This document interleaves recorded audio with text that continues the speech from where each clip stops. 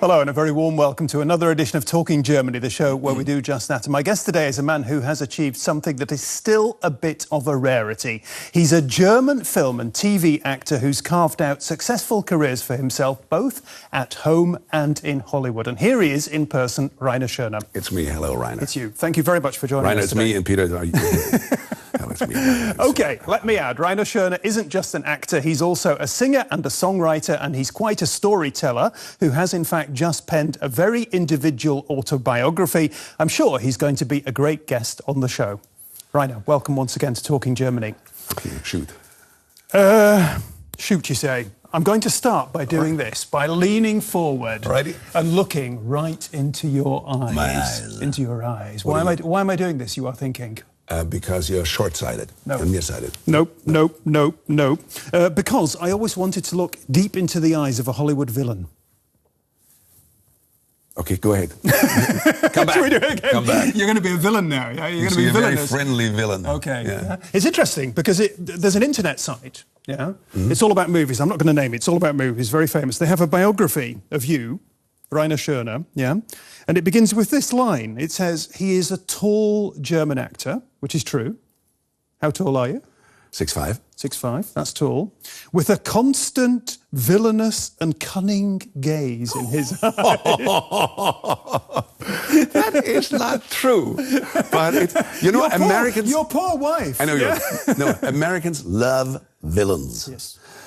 When I did that America show, that show called America, and I played the first villain in, well, actually my very first villain at all. And in the streets, people recognized me. A waiter in a restaurant bought me a bottle of wine, and in the end I got shot by Christine Ladi. And he said, I loved it when you got the bullet in the end. I love to hate you. And I realized, man, Americans love villains, and American writing is much more interested. They know how to write villains. But I mean, it's a cliched question, but I've got to ask it because you know the answer. What is easier, to play the villain, the bad guy, or to play the good guy? Of course, the bad guy. The good guys can be boring. It's the old question: is Faust the more interesting part, or Mephisto? And most actors will say Mephisto. Yeah, absolutely. But interestingly enough, the meanest of my career, the meanest bad guy I played in a German movie. There was, well, I just played a real gangster, which is very unusual because, as I said, you play murderers, you can play intellectual, whatever, but a real mean bad guy, I cannot say the word that starts with an M and R and ends with an R, or can I? Beep, the real mother. That's unusual, and the writer and director wrote a part which I didn't want to do because it was too violent, and then he toned it down a little bit, and then in the end I was glad having done it because it turned out to be a great movie. It's No Man's Land, it's called. Okay.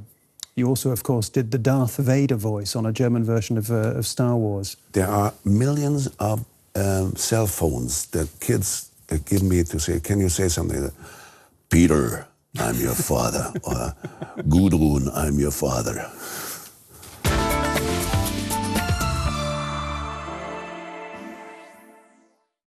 You're not just a villain, you're a scoundrel. Yeah, it sounds even worse, doesn't it? Yeah. There's something nice about being a scoundrel. Yeah. When you see, I mean, so many wonderful, faces, so many scenes, so many stories. What do you think when you see that a lot? Yeah. I'm happy to have the life that I have, not have. Yeah. Good thing for you too, yeah. When I look at it... I'm grateful. I'm really, I have to say, I'm grateful. I'm grateful to the Lord for what he gave me. And I'll tell you what I think when I see it. I think that my feeling is that you're sort of a born showman. Yeah? Probably, and then I wonder where that came from. Where did it all begin? From my mother, because my mother wanted to become an actress, a singer, but her father, her family didn't allow it. But you have to have a bürgerliche profession, A conventional profession. Yeah, she always wanted to be a showgirl, and a performer. And she was tap dancing on tables. Really? In a tuxedo and in a high hat, and she played Santa Claus in her places where she worked, And my brother's also a musician, and he became a music teacher. And I think I got this from the genes of my mom. Okay, so we know a little bit about where it came from. Just tell me a little bit about when it came from, because when you were a youngster, when you were that handsome young guy in the young East, you like that, yeah? The handsome young guy before you became the villain and the scoundrel, yeah? That was in East Germany. You grew up in East Germany. In Weimar. What was that like for somebody like you who had a sort of a lively imagination? As a kid, you don't really realize the political difference, but pretty soon, actually. And I didn't want to be forced into the political organizations, and I always got in trouble. And my mother, I started to pick up a British accent from you. I don't like that. I paid through my nose to get an American accent when I came to America, to be able to play Americans, which I finally was. And my mother always got me out of trouble. My mother was the one who went to school and kind of smoothed it out and ironed it out, because And what were you getting into trouble for? Well, because I opened my mouth. You were saying things you shouldn't have been saying. Exactly, yeah. Political things and also other things, you know. And for instance, there was a time when people, like a summer camp, so we had to go and do some work to dig trenches because there was some flood. And I didn't like the whole circumstances, and I didn't like the way they were treating us. So I said to my guys, to my class, to my mates, my boys, my mates, let's pack up and run. And we went. And then they wanted to kick me out of high school for it. But I mean, you're telling me the time we're talking about now must have been sometime around, I'm guessing, sort of the late 50s, That's early right. 60s. Yeah. Correct, yeah. But at this time, there was still a sort of a current.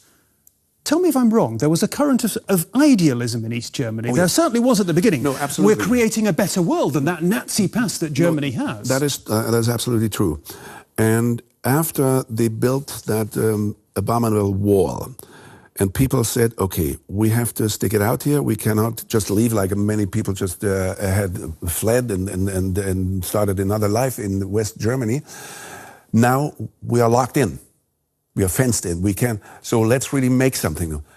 And I knew a lot of people who joined the party, the Communist Party, the Sozialistische Einheitspartei, for idealistic reasons, and very soon got really disillusioned because the old men on top, they were just horrible guys. And let's face it, they just did terrible things, and they felt so suppressed that they got depressed, and you know. We're going to be talking about the wall in just a second. I'd like to. The wall went up on the 13th of August 1961. Can you remember that day? Definitely. There was a time when I had sex the first time, the night before. Really?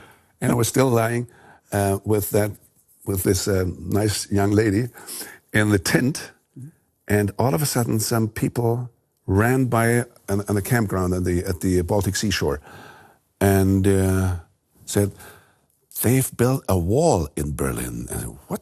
Come, let's all get. And there were some people from East Berlin, and we listened to the radio the days before, and to West Berlin radio, Rias Berlin, and then they said that the news was 6,000 people had left yesterday. 5,000, I remember one day it was 8,000 people have left. Exodus. A huge exodus. So it was actually in the air that something's bound to happen. But of course not a wall. And we were all shocked, but the people, the East Berliners, they were actually realizing what happened to us. It was just, wait a minute. I mean, if we've just been to West Berlin, to jazz clubs and skiffle clubs and whatnot, and all of a sudden, the whole thing changed. And there was the year when a couple of months later, I started in acting school. And they wanted to kick me out on the second day because they asked everybody 3 questions. And one was, why do you want to become an Arbeiter- and Bauern, a working class actor? I said, I want to be I want to be an actor. Second, and there was no draft then, a year later. If we would draft you to go to the army and defend our country, whatever, and I say I'm a pacifist, I'm not going, and there was another one.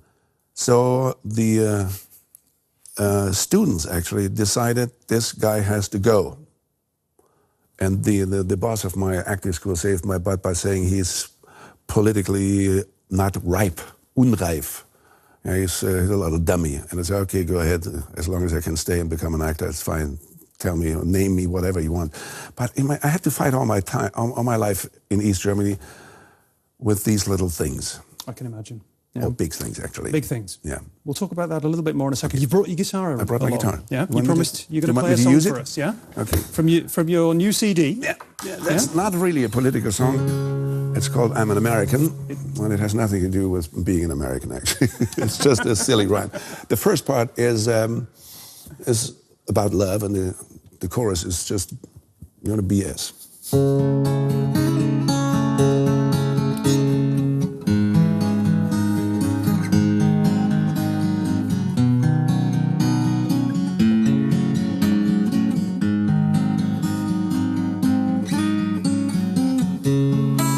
In my heart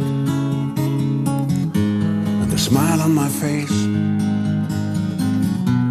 memories so sweet and so fond. We're back on the groove with a sudden change of pace. Love's re-emerged from a golden pond. Just when we thought we wouldn't make it, the arrow pierced the heart again. Just when we thought we couldn't take it, the butterflies came fluttering in. I'm an American, I rock you like a hurricane, I do.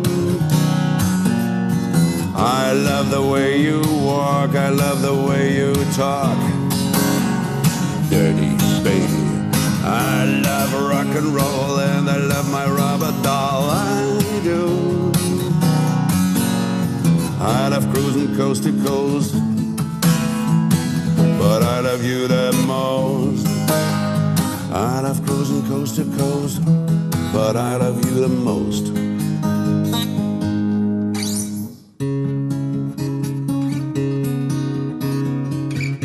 It's the short version so we can talk.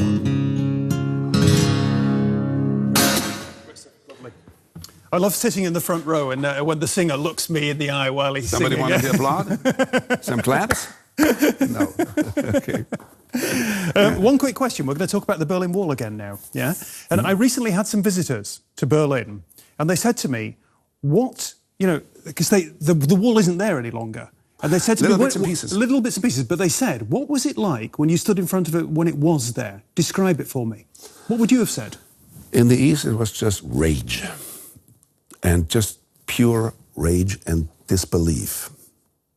In the West, and after I had defected, you saw it from both sides. I saw it from both sides. And one night after a gig that we had with my band in West Berlin, I went up to these little stands. They were like these tourist stands. It was really macabre sometimes. And I realized it was like 5 o'clock in the morning. It was summer, and I felt the glasses from the border guards, from the soldiers, the binoculars, on me. And I wrote something on a piece of paper. I forgot what it was, just some insult, a political insult. I just held it up, and I'm pretty sure they could read it. Mm. Something like real nasty stuff. Something very rude. Just something really rude. I just wanted to kick their butts. Okay. Yeah. Enough said. Very evocative. Yeah. It's well over 2 decades now since the fall of the Berlin Wall. It divided Germany, and hundreds of people lost their lives trying to make their way from east to west. One of them was a guy called Peter Craven, and he was killed as he tried to cross the wall 50 years ago.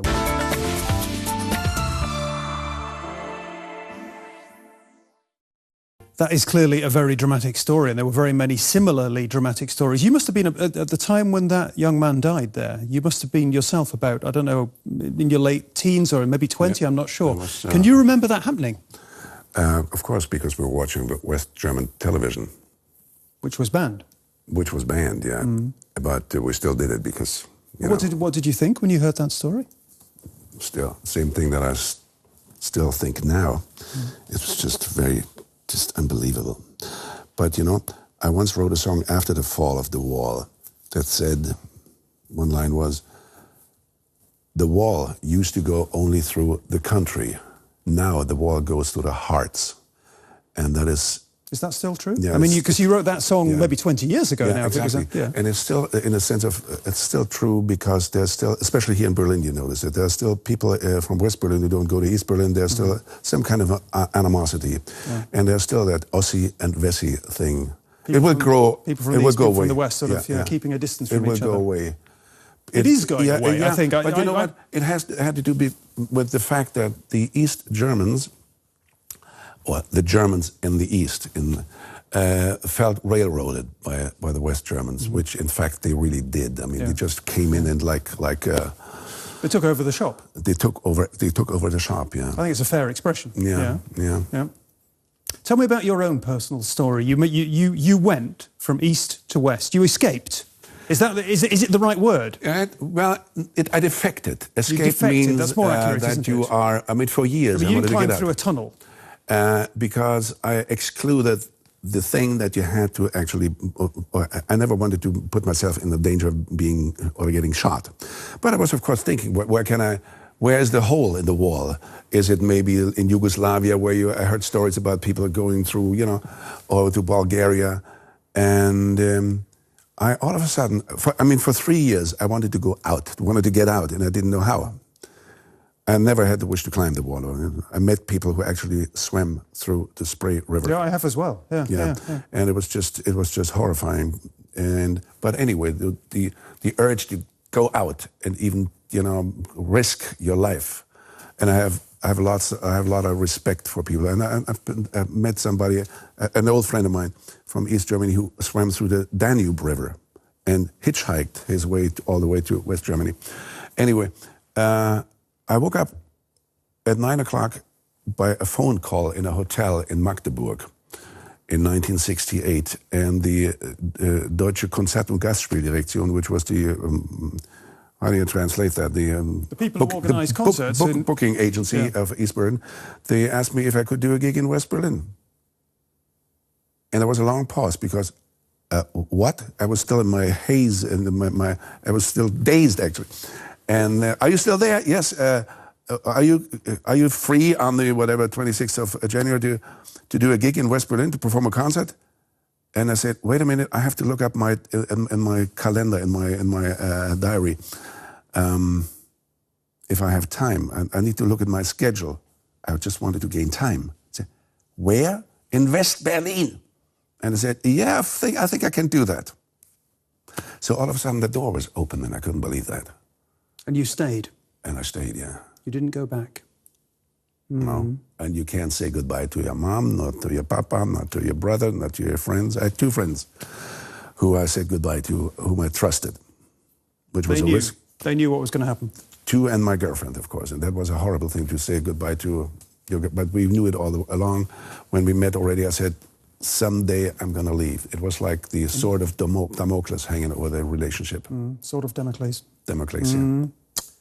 You had made your own personal bid for freedom. It succeeded. You found yourself not here, you found yourself in West Berlin. And at that time, it was in the grip of all sorts of people either calling for new freedoms or actually enjoying those new freedoms. This was, after all, 1968, as Reiner's just been explaining. And less than a year later, Reiner had a role in the counterculture musical Hair.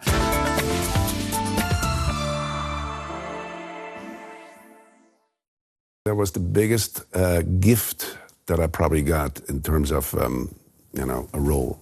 Because it's a great musical. Yeah, it's a great everything. And I just, when I auditioned for the part of Burger, I had no idea what a hippie was. I just got out of East Germany. It was just a couple of weeks later. And then all of a sudden you find yourself playing Burger in the zeitgeist musical of the 20th century. It's an amazing development in your personal biography. And the East German media, they were spitting. They were really insulting me badly. They wrote the nastiest things about me, having everything in the East and, you know, being a traitor and having... So they were trying to defame you? Oh, absolutely, yeah. You were also in Jesus Christ Superstar, yeah? Which was the better of the 2 musicals? They're both pretty good. I wouldn't compare them at all. to me, as a Christian, to play Jesus was a big responsibility. At first, I wasn't quite sure if I should do that because it was a rock show and it was not a Krippenspiel, a nativity play. But I'm glad I did it, and it was just a wonderful experience. Except that it was so high. It was. I mean, I'm not Ian Gillan, who it was written for. The Deep Purple singer. Who I'm more the Deep Purpose. Yeah. I mean, then of course my voice didn't sound as low as it is now, as deep. But they were both great experiences, and most of the kids who played in Jesus Christ Superstar came out of Hair. How it was the Talentschmiede of the new musical rock shows. Yeah. Well, Hair. How do you translate Talentschmiede? It was forgery of talents. Yeah, why not? That's fine. That's great. Okay. Yeah. Okay, Hair and Jesus Christ Superstar were only the start of what became a real boom for musicals here in Germany. In fact, it almost became something of an industry. Let's have a quick look. Starlight Express has long been a Bochum favorite. Over the past 2 decades, 12 million people have seen the musical at Starlight Theatre. That's earned it a place in the Guinness Book of World Records. And it's a boon to the city's coffers, too. For hotels, the musical means an extra 500,000 overnight stays annually. It means our retailers, restaurants and hotels take in around 25 million euros each year from the 600,000 people who come to Bochum to see the show. But staging a major musical like this one is an investment. Up to 20 million euros and 4 to 5 years of preparation go into it. Hamburg is known as Germany's musical capital. It's also where Stefan Jekyll has helped launch many shows that went on to become box office hits. He loves his work and says musicals are his life. The German market for musicals got its start in Hamburg. Cats premiered here in the mid-80s. Germans weren't really familiar with musicals back then, but we've come a long way since.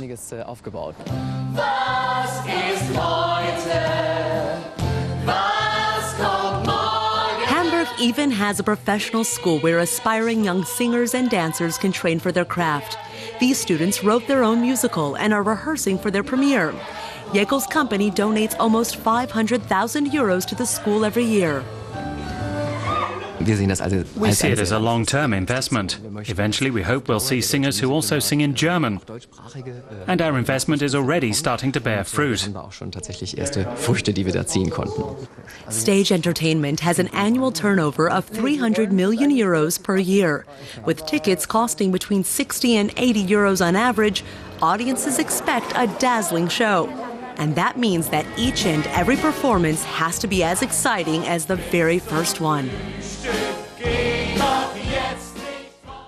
Are you a fan of that kind of musical, the ones that came after the ones that you were involved in? Not really. I've been offered a lot of musicals, and I always turn them down because with a deep voice like me, there are not really good parts to play. And I can actually fulfill my musical wishes by writing my own songs and play with my band and doing what I do musically. I have great respect for people who do that, but I prefer the music like the Udo Lindenberg musical. That is a well-known German singer who's put a musical out now, which is also about the Berlin Wall. It's very touching. It is also political, and I don't like these big Las Vegas productions. Okay. Other people do. I mean, maybe the problem is when you say Las Vegas, it's sort of copying in a way. It's Germany trying to be like the US or in some ways the UK, because all these musicians were talking about. And with success, I mean, obviously the most of them succeed. But it's a little out of proportion for my taste. I don't see humans anymore. I see machines. Yeah. It's a bit odd that Germany isn't a bit more successful in the musical field, because when you think about it, I mean, certainly people coming from the UK and the US coming to Germany, they do think about the cabaret tradition in Germany. You know, things like, I don't know what, the Blue Angel or the Threepenny Opera, you know? That's a very old tradition in Germany. Yeah. The vaudeville kind of thing. Exactly. When we talk about the Blue Angel, of course, Marlene Dietrich, Berlin-born, she is probably, we've talked about you sort of going backwards and forwards a little bit between Hollywood and Germany. She's about the biggest name who's made that journey. Is there anybody bigger that comes to mind? Not really. Maria Schell, maybe she did. No, probably Marlene Dietrich. Yeah. Okay. Different times, though. Different times, exactly. Yeah. It's a long time ago. Yeah. Yeah, but I just read the other day in my home paper that Berliner Zeitung. your local paper. My local paper. That German young actors are having like a boom in Hollywood now, which I'm really happy for. Oh, well, I'm happy for every German performer who makes it in the States, or even just for a short time, because we'll talk about, tell me just in a moment. We're going to have first of all. Yeah? No, but we're going to talk about this later. No, first of all, we're going to talk about you in Hollywood, and before we do that, we're going to have a look at some images of what you, pretty daft images, it has to be said, of what you look like. I think I'm not sure when we're talking about 1989. I think here we go. Okay. Yeah. Making it in Hollywood requires talent, luck and tenacity. Most actors end up doing all sorts of things to get through the lean times between engagements. Welcome everyone. As you can see, I'm a bit of a nut. Don't worry, I've always been like this. So if you'd like to visit or give me a call, I'm in the phone book.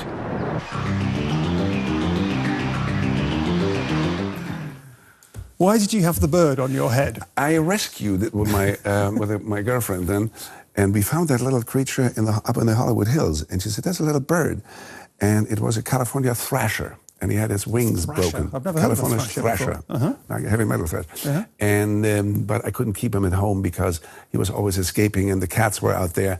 So I brought him to the wildlife waste station. But I missed that little sucker. He was very attached to me. When I came into my place, he came towards me, and sometimes I stepped on his tail feathers. But I called him Birdy, and he was like a little kid. Lovely. I mean, given the journey that you've been on in your life, and that you did come from East Germany originally, which was one of the most stay-at-home kind of countries that's ever been invented. Absolutely, Yeah. You ended up in Hollywood. Yeah. You must have pinched yourself very often and thought, "Why me? What's going on here? This is incredible. I don't believe it." I remember sitting in my '64 Ford Galaxy, Baby Blue. I wrote a song about the Ballad of Baby Blue. And driving into a Universal studio a lot, and the doorman handed me my pass, and I've had my name written on my trailer, and that was quite something. It was flattering for a foreign actor, not just for German actors, to being able to play there and to get your green card on top of it. That was a big thing. First, I founded a corporation, a loan-out corporation by the name of East German Cowboys, E.G. Cowboys. East German Cowboys. E.G. Cowboys. A great name for a band. And but spelled it with a K, in remembrance of that show, America, that I did, my first gig in America with Chris Christopherson and Armin Müller-Stahl as well. And they spelled America with a K to make it look more Russian. And so I called it EGK, East German Cowboys. That was my license plate on my car, too. Talking of Ks, 2 Ks, Chris Christopherson, yeah? Who's the other one? Yeah, no, well, KK. Chris, 2 Ks, yeah. Not 3, 2, please. Okay. Yeah. You wrote a song with Chris Christopherson, did I understand? Or no, you I sang wrote together? a story about us playing in his trailer, and we were jamming in his trailer, and I sang my East German Wanderlust blues in my East German home dialect of Thüringisch, and he said, "This is kind of weird what you do there." And then I said, "Can you still sing Bobby McGee, me and Bobby McGee?" And he started singing this, and he said, "Oh, this is too damn high," and started a little lower.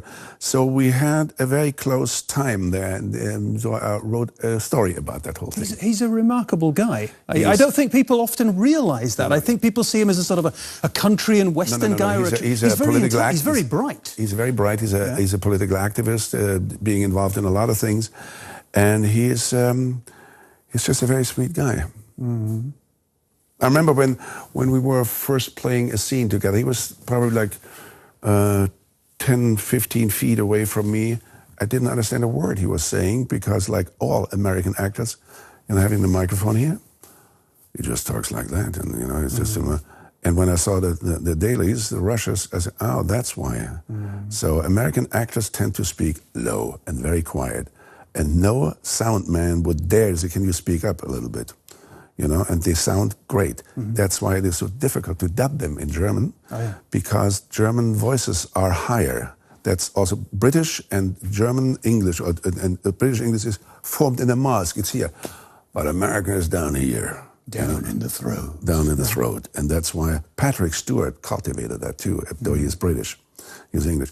But he talks actually lower on camera than he talks in life. You wanted to talk about these young German actors in Hollywood these days, yeah, that you'd been reading about, yeah? Yeah, I'm very happy if for everybody, for any German actor who gets a gig there, because it helps you broaden your artistic horizon as well. Sure. If you have antennas. It's the Dream Factory. You went there. You had a ranch. You participated. I would call it a ranchette. It was not a huge ranch. Okay, you had a ranchette. You had a wee little ranch, yeah? You took part in the Californian Dream. You enjoyed it. I know you enjoyed it, yeah? But you came back. And you came back because of disillusionment as well with that dream. That's my feeling. No, not at all. It was a very no. It was a very, very personal thing. I had this beautiful place where to live, and I gave it to, entrusted it to my house sitter. And after a 6 months leave in Germany, where I was playing all kinds of things, shooting, I came back with my then girlfriend, now wife, and the guy had shot himself in my bed. And I think he also killed my dog. I don't really know what happened to my dog. And the whole place was a mess. And my marriage had broken up in this place, and I just didn't want to stay there. And I sold the whole thing. And it was a very traumatic experience. And for a short time, we went back to Berlin, where we just came from. And I got stuck here, but stuck sounds a little negative. I'm pretty happy the way my life goes right now. But now with my 6-year-old daughter, and she's, I don't want to go back and forth, and I'm going to stay here now, probably. Quote, Reiner Schöne, even though I live in Berlin these days, I'm still a bit of a cowboy. And you've just mentioned your daughter, yeah? You became a father at the late age of 64. Yeah. Yeah? You've just... Is that late? Yeah, it is late. Well, yes. Statistically speaking, sir, it is late. Speaking, yeah. And you're a bit of a cowboy. Are cowboys good fathers? I don't know if cowboy's a good father, but that cowboy is a pretty good father, yeah. He says, I'm the best daddy in the world. What's it done for you? Having a child at a relatively late age. All of a sudden, it's probably cooler, and you're much more patient, and you're much more... Yes. Sure. And you have more time also. You enjoy your time better because you don't have to run around, build your career and going to your high school, not high school, probably not, going to university and college. And because my brother said when my kids were young, I was always, building up my profession. I didn't have time for them as much as I wished to. And now I spend a lot of time because in our first years, I was working a lot in Berlin, though. So we really spent a lot of time together. And I enjoyed it. I really enjoy getting up in the morning and making breakfast for her. And for a while, I brought her to school. Now the school bus is taking her to school. It sounds like a great mix. Yeah, it does. I'm going to break you off because I'd like to just get in a couple of quiz questions at the end of the show. The traditional quiz. Are we at the end of the show already? Yeah. Are you still?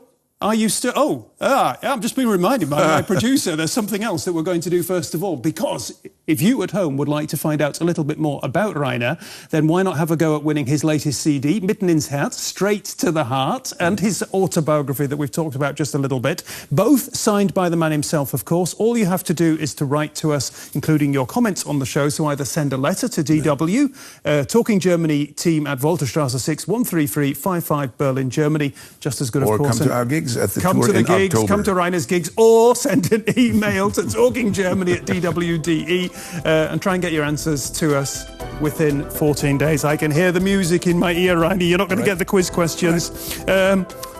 He's not just a rascal and a villain. He's a wonderful guy. He's been a great guest. Reiner Schöne. If you've enjoyed his company as much as I have, come back next week. Until then, bye-bye and cheers. But I won't be here. No, he won't be here, but I will.